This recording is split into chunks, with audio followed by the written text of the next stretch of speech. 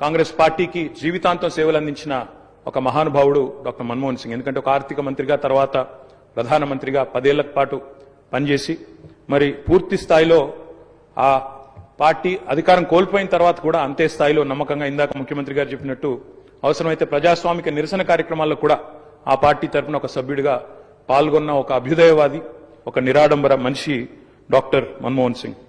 అధ్యక్ష, ఆయన ప్రధానమంత్రిగా ఉన్న కాలంలోనే మా నాయకుడు, మా పార్టీ అధ్యక్షులు, తెలంగాణ తొలి ముఖ్యమంత్రి కేసీఆర్ గారు దాదాపు ఒక సంవత్సరన్నర కాలం పాటు వారి కేబినెట్లో మంత్రిగా కూడా పనిచేశారు. అధ్యక్ష, మంత్రిగా పనిచేసే క్రమంలో ఆనాడు 2004లో కాంగ్రెస్ పార్టీతో పొత్తు పెట్టుకొని మరి ఆనాడు ఎన్నికల్లో గెలిచిన తర్వాత కేబినెట్లో భాగస్వామ్య పక్షాలను కూడా ఆహ్వానించి కేసీఆర్ గారి కేబినెట్ మంత్రిగా తీసుకున్న తర్వాత వెంటనే ఒక చిన్న చిక్కు సమస్య వచ్చింది. అధ్యక్ష,